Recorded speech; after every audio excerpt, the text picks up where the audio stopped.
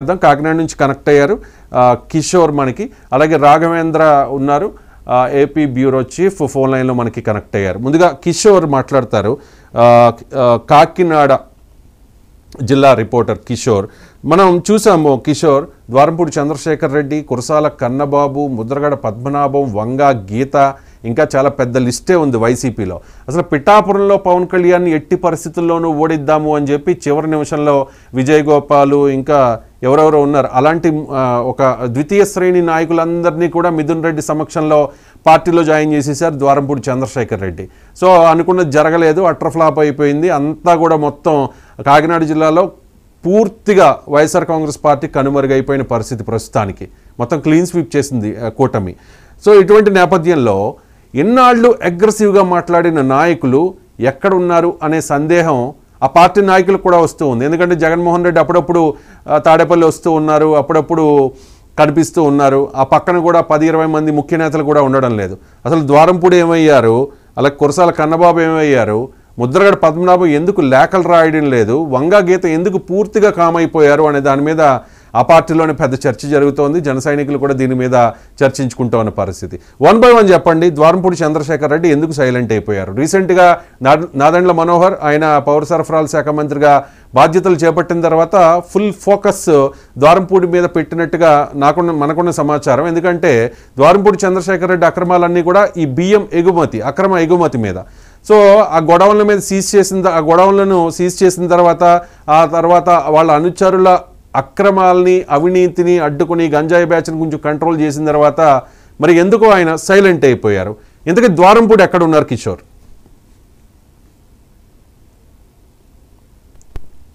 King maker అయినటువంటి అంటే ఒక జిల్లాకి నియంతృత్వ పాలన సాగించే వ్యక్తిగా ద్వారంపూడి చంద్రశేఖర్ రెడ్డి కాకినాడ సిటీ మాజీ ఎమ్మెల్యేగా ప్రస్తుతం కాకినాడలో కనుమరుగైన పరిస్థితి కనబడుతుంది. ఈయన హైదరాబాద్ లో అంటే మన గతంలో రాజశేఖర రెడ్డి పుట్టినరోజు సందర్భంగా కాకినాడను వీడి హైదరాబాద్ లో పుట్టినరోజు జరుపుకున్న సందర్భం కనబడ్డది. అలాగే ఈ మొన్న గతంలో అంటే ఒక నెల రోజుల క్రితం పవన్ కళ్యాణ్ పర్యటనలో భాగంగా ఉన్నప్పుడు జరిగినటువంటి దాడిలో అంటే ఆయన అనుచరుడికి సంబంధించిన ఇల్లుకి సంబంధించిన విషయంలో అనాథరితుడిగా ఇల్లు కడుతున్నారు అనే దాని మీద అధికారులు వెళ్లి దాన్ని ఆపే ప్రయత్నం చేస్తే నేరుగా ద్వారంపూడి చంద్రశేఖర్ రెడ్డి వచ్చిన పరిస్థితి కాబట్టి దాని తర్వాత ద్వారంపూడి చంద్రశేఖర్ రెడ్డి కాకినాడలో లేరు అనే విషయం క్లియర్ కట్ గా తెలుస్తుంది. ఎందుకంటే ఇప్పుడు దాకా జరిగినటువంటి బియ్యం ఎగుమతులకు సంబంధించిన విషయంలో గానీ అలాగే ఈయన మీద వస్తున్న ఆరోపణలను తిప్పుకొట్టే విషయంలో గానీ ఎక్కడా కూడా ద్వారంపూడి చంద్రశేఖర్ రెడ్డి మాట్లాడే ప్రయత్నం కనబడలేదు. ఈయనంతా కూడా హైదరాబాద్ లోనే ఉన్నారు అని చెప్పి ఇప్పుడు వైసీపీకి చెందినటువంటి ముఖ్య నేతలు తెలిసినట్టుగా తెలుస్తుంది. అలాగే కురసాల కన్నబాబు గారు వచ్చి ప్రస్తుతం కాకినాడ రోడ్లు వీడి వైజాగ్ లో ఉన్నారని చెప్పి తెలుస్తుంది. ఎందుకంటే వీళ్ళెవ్వరూ కూడా అంటే ప్రధానంగా జనసేన అధినేత పవన్ కళ్యాణ్ ని ఓడించే దిశలో ఘోర ఓటమి చెవి చూచారని చెప్పి అంటే ఒక నియోజకవర్గం మీద పిఠాపురం నియోజకవర్గం మీద పూర్తి కాన్సన్ట్రేషన్ చేశారు. కానీ వారి నియోజకవర్గాల్లో వారి గెలుపు ఓటములు ఏ విధంగా ఉన్నాయనేది 2024 ఓటమి ఏ విధంగా ఉన్నాయనే దాని మీద చర్చించుకుంటే కనుక పిఠాపురం మీద కాన్సన్ట్రేషన్ చేస్తారు. ద్వారంపూడి హైదరాబాద్ లో ఉన్నారు, కన్నబాబు వైజాగ్ లో ఉన్నారు. ఇక వంగ గీత ఎక్కడ ఉన్నారు?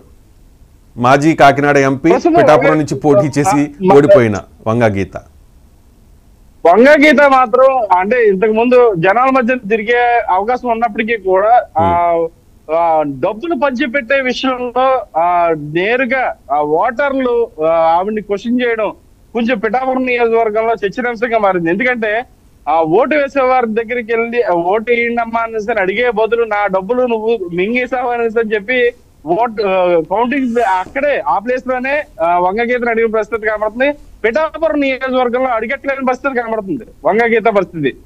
అలాగే తురి నియోజకవర్గంలో దాడ్సిట్ రాజా కూడా నియంత్రిత పాలన చెప్పవచ్చు. తుది నియోజకవర్గం అంతా కూడా ఆయన కంట్రోల్లోనే ఉంటుంది. అలాంటిది దాడ్సిట్ రాజా కూడా ప్రస్తుతం నియోజకవర్గం వాళ్ళు లేరు, ఎక్కడికి వెళ్ళారు అనేది ఒకవేళ మీడియా వాళ్ళు క్వశ్చన్ ఫైనల్ గా కిషోర్ ఖచ్చితంగా పిఠాపురంలో పవన్ కళ్యాణ్ ఓడిస్తా లేకపోతే పేరు మార్చుకుంటానని చెప్పి చెప్పిన సవాల్ మేరకు ఇచ్చిన శపథం చేసినట్టుగా ఆయన పేరే మార్చేసుకున్నారు ముద్రగడ పద్మనాభం. సో ముద్రగడ పద్మనాభం నుంచి ఒక లెటర్ కూడా నాకు తెలిసి ఈ మధ్య కాలంలో ఈ 2 monthsలో రాలా. ఆయన ఉప ముఖ్యమంత్రిగా పవన్ కళ్యాణ్ ఉప ముఖ్యమంత్రిగా ప్రమాణ స్వీకారం చేసిన తర్వాత ఎందుకు ఆయనలో ఈ మార్పు వచ్చింది అనుకోవాలా, లేకపోతే కొన్నాళ్ళు సైలెంట్గా ఉందామని అనుకుంటూ ఉన్నారా, లేకపోతే ఎందుకు ఆయన సైలెంట్ అయిపోయారు ముద్రగడ పద్మనాభం?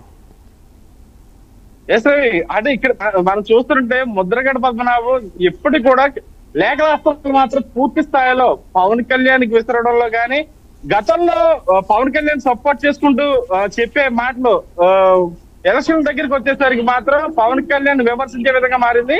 కానీ దీనికి సంబంధించినటువంటి కాపు ఉద్యమ నేతలు కానీ, అలాగే జనసేన నేతలు కానీ పూర్తి స్థాయిలో కూటమి అభ్యర్థులు కూడా పూర్తి స్థాయిలో తిప్పుకొట్టే ప్రయత్నం చేశారు. ఎందుకంటే జనసేన అధినేత పవన్ కళ్యాణ్ అలాగే ముద్రగడ పద్మనాభం ఒకే సామాజిక వర్గానికి చెందిన వాళ్ళు అయినప్పటికీ కూడా వారు పవన్ కళ్యాణ్ ని ముద్రగడ ప్రశ్నించడం జరిగింది. కానీ పవన్ కళ్యాణ్ గారు మాత్రం ఎప్పుడు కూడా ముద్రగడ పద్మనాభం గారిని ఎట్టి పరిస్థితుల్లో కూడా విమర్శించవద్దు. My question is Mudragada Padmanabham ఇప్పుడు ఎక్కడ ఉంటూ ఉన్నారు? ఆయన కిర్లంపూడిలో ఉంటూ ఉన్నారా, లేకపోతే బయట ఎక్కడన్నా ఉంటూ ఉన్నారా? ప్రస్తుతం అయితే కిల్లంపూడి వాళ్ళు ఆయన ఫామ్ హౌస్ లోనే ఉన్నారు, ఎక్కడికి వెళ్ళలేదు.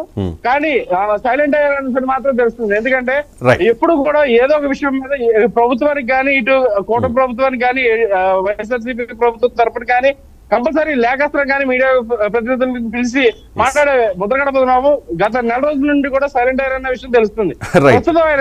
రైట్, మనం మాట్లాడుకున్న నలుగురే కాదు వైఎస్ఆర్ కాంగ్రెస్ పార్టీ నాయకులు గోదావరి జిల్లాలకు సంబంధించి పూర్తిగా కామప్ అయిపోయిన పరిస్థితి. జగన్మోహన్ రెడ్డి ఏదైనా మీటింగ్ పెట్టినా కూడా, ఏదైనా ఇంపార్టెంట్ కార్యక్రమం చేపట్టినా కూడా ఒకరిద్దరు మినహా పెద్దగా ఎవరు కూడా కనిపించట్లేదు. ఆల్రెడీ పెండం దొరబాబు ఆయన పార్టీకి రిజైన్ చేసేసారు.